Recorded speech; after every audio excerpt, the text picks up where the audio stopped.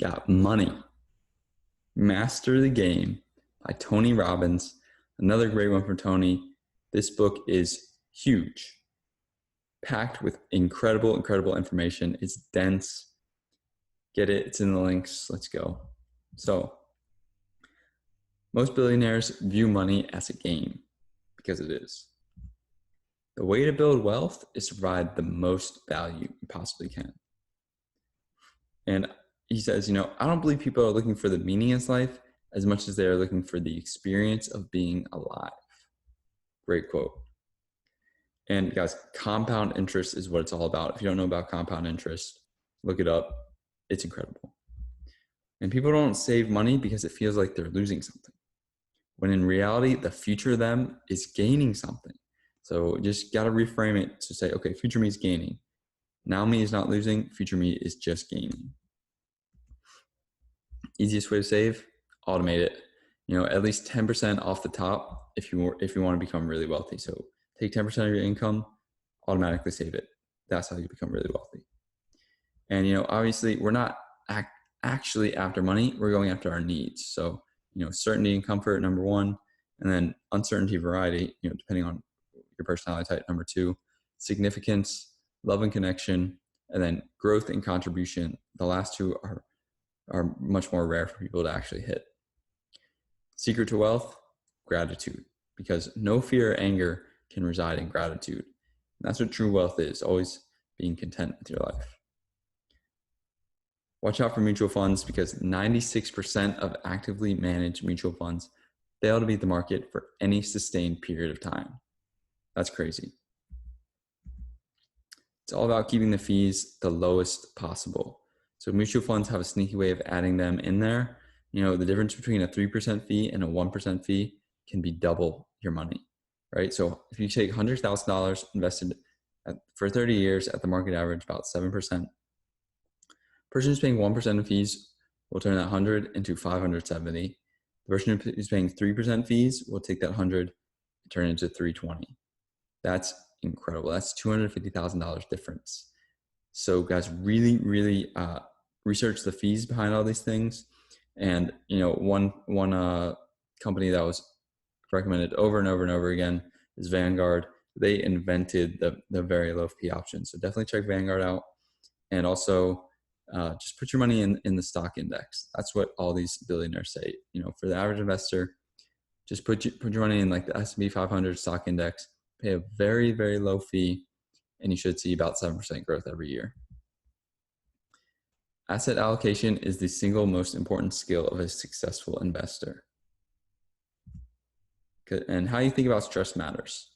Those who think it's extremely bad end up getting sick from it more, which I thought was just, interesting random quote, random thing you put in there. And how to truly become more valuable. Love this. Learn to work harder on yourself than you do on your job. So you guys, everyone who's watching this, this principle, and you're becoming truly wealthy because you're working hard on yourself. You're gaining that knowledge. David Swenson. So this was a Yale guy who grew their I don't know what fund they have, but Yale has some sort of fund, grew from 1 billion to 24 billion very quickly. And his ideal asset allocation is put 70% of your money in risk, 30% safe. So 20% in US stocks, 20% international stocks, 10% in emerging countries markets, 20% REITs, which is real estate investment trusts, 15% long-term treasuries, and 15% treasury inflected protection services. So that's those 30% in those treasuries is your safe, and then put all your money in 70% in risk. And Ray Dalio, so great quote from him. 50-50 bonds and stocks is not 50% risky, 50% safe, as stocks are 3 times as risky as bonds. So it's all about balancing your risk, not about balancing the money. So if you want to go 50 risky, then you put a lot less in stocks rather than actual 50-50 bond stocks. You know what I mean? And how the economic machine works in 30 minutes. He has this video on YouTube. He rarely speaks, but supposedly this video is really good. I haven't had time to watch it yet. I just finished his book last night, actually. So today, that's on my list to do today. Watch that video. Ray Dalio's perfect asset allocation. And all the billionaires, even the billionaires who gave their asset allocation, said, go to Ray Dalio. He's the best at it. So 30% in US stocks, 40% in long-term 20 to 25-year bonds, 15% intermediate bonds, 7 to 10 years, 7.5% gold, 7.5% commodities. So that's the man right there. You say, why so much in bonds? That's got to be such a safe portfolio. How does he grow it?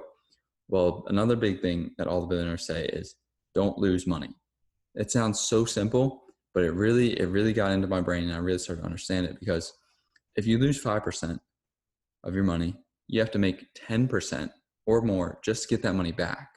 So if you lose 5%, gain 5%, lose 5%, gain 5%, you're not at the same level, you're losing money.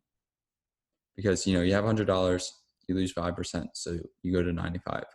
5% of 95 is not $5, so you're not even getting back up to 100. Maybe you get up to like 99. Then you lose 5% more, you're down to 94. 5% of 94 is 98. It goes up to 98. So then you're going down. So don't lose your money, because it takes a lot more to get it back. So that's why Ray Dalio, he protects his downside. He protects the risk. And that's why, even in down years, I think he had 4 bad years. And the biggest was negative 3.9% in 2008, when the market was down like 37% or something crazy like that. So it's huge to not lose your money.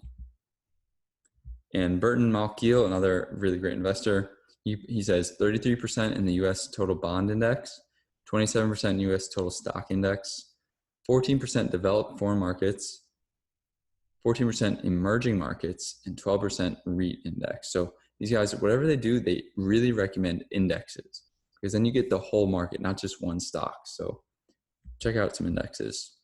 Jack Bogle, founder of Vanguard, 65% US stock index, 35% intermediate US bond index. And also remember to rebalance. So if you make a lot of money in one of them, then your portfolio goes out of whack, then you're taking on significantly more risk than you want to be, which can lead to bad things. So remember, every year, about every year, maybe 2 years, remember to rebalance your portfolio out. And then the fixed income annuity. This is craziness. So it's lifetime income. It's an life insurance product. So what they do, they hold most of it as cash, right? So if the market goes up 8%, you get to keep about 6.5 to 7% of that gain, depending on the product and the company. And if the market goes down, you lose nothing. So the more you put in, and the earlier you put in, the larger your income payments. So if you put in, like when you're 55, put in $100,000, then your income payments, you can defer it until you're 75. So it's just like, it's a longevity insurance. So if you live till you're 75, then, you'll get like 60 grand a year or something like that. So it's crazy. It's a very good retirement investment for those who are about to retire. And you got PPLI, so private placement life insurance. This is called the rich man's Roth, and you get unlimited deposits. The minimum is $250,000 for 4 years straight. There's no tax on your growth, no tax when it's accessed if it's structured correctly. And any money left over to heirs cannot be taxed, because it's an investment placed in an insurance wrapper, so it can't be taxed. So if you're very rich and you're watching this video, something to think about. And then Paul Tudor Jones, his advice was, get out of anything that falls below the 200-day moving average. And also 5 to 1.